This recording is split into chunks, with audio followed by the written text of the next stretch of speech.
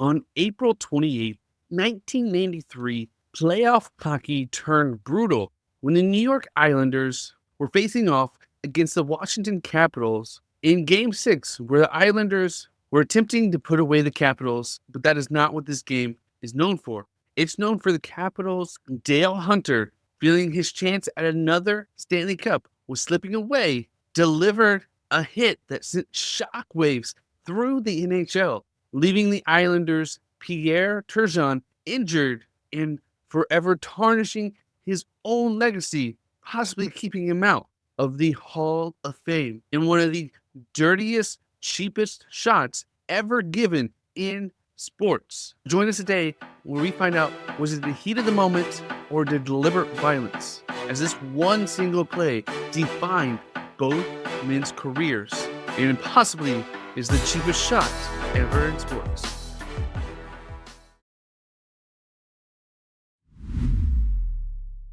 Welcome to Daily Sports History. I'm Ethan Reese, your guide as you daily learn more about sports history, increasing your sports knowledge. As we dive into Dale Hunter's cheap shot on Pierre Turgeon. So, 1993, hockey was different back then. It was more violent. Checks were more violent. Fighting was more prevalent. It's just a little bit of a different game. Just like in other sports in the 90s, the game was just a little rougher and more physical. And we've come a long way for safety reasons, but it's also moments like what happened in 1993 playoffs that led us to this point. See, the Washington Capitals and New York Islanders were in a fierce contest in the Patrick division. And the Capitals would finish second in the division with 93 points over the Islanders, who trailed by 6 points in the standings.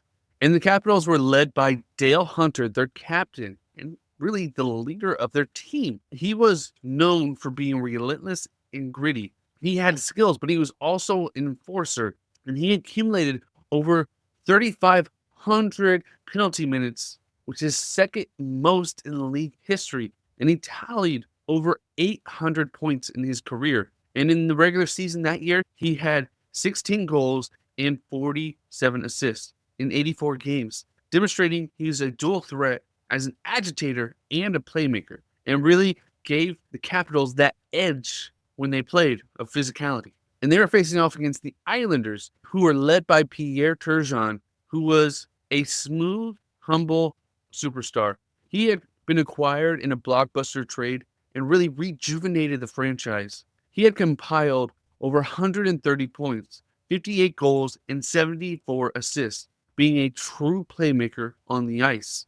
And he wasn't flashy. He was just very smooth in everything he did, and really endured himself to the fan base quickly.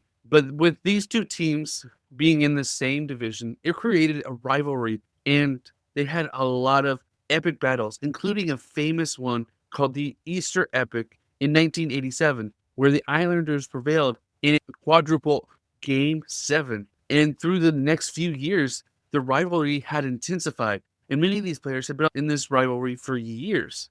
So in 1993, they faced each other in the first round, and 3 of the first 4 games went into overtime. Shows you how close these teams were and how much they were battling with each other. But the Islanders kept coming out on top and had a series lead heading into Game 6, 3-2 on April 22nd, thanks in large part to Pierre Turgeon's offense helping lead them during the clutch times they needed to win. And with 8 minutes left in the game, the Islanders were on the verge of winning this decisive game and heading on to the next round of the playoffs. They were up 4-1, and the Capitals could feel the game in the playoffs slipping out of their hands when Dale Hunter was trying to make something happen and had a costly turnover where Pierre Turgeon stole the puck from him and got an easy, effortless goal, pushing the lead 5-1, essentially sealing the game. And as he did this, he skates away in celebration. As we all do, we score in anything. He's celebrating.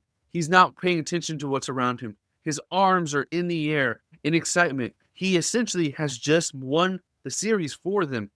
Being up 4 goals with less than 8 minutes, it's almost a nail in the coffin. The chances the Capitals come back is so small. So he's celebrating. He's excited. Then out of completely blindsiding Turgeon, Dale Hunter checks him into the wall at full speed. Now, Turgeon suffered a separated shoulder, which would go on to sideline him for all but one of the remaining playoff games the Islanders would play. Everyone in the stands erupted in anger. Chaos ensued. The bench from the Islanders was cleared. Officials had to rush to intervene. Hunter was assessed a game misconduct and ejected from the contest. And the hit really marred the Islanders' victory, as they would go on to win this game, but it cast a shadow over their Cinderella run, as they would have to play without their best player. And emotions were high. Actually, two Islander enforcers, Mike Kata and Rich Pylon, actually were getting together to see how they could take Hunter out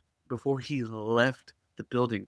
One of them was even hiding and waiting for him just to walk by when their coach came by and stopped them from what they were doing. Because if they were to attack Hunter in that way, not only would they be fined and they would lose even more players for the rest of the playoffs, but they could face criminal charges. That's not on the ice. When you're on the sporting field or the sporting ice, what you do there is not criminal, but when you get off, that can become criminal.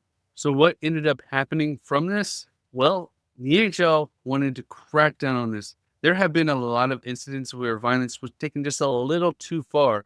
And the following day, the league suspended Dale Hunter indefinitely for unsportsmanlike and excessive contact. And the suspension would later be set at 21 games, the longest ever for an on-ice incident. And this would go on to be served the next season. And Hunter would be fined $150,000. That was a quarter of his total salary. The league wanted to make sure that hockey would not tolerate this type of violence. Now, the Islanders wanted them to suspend him for an entire year, or at least make his suspension go into the playoffs, as he took playoff games away from Turgeon, and having regular season games taken away was not the same. But that didn't happen. He served his time, and Dale does show remorse. He later admitted that he went too far, and this one moment would have a lasting impact. Now, for Turgeon, he had a separated shoulder and a concussion, and this forced him to miss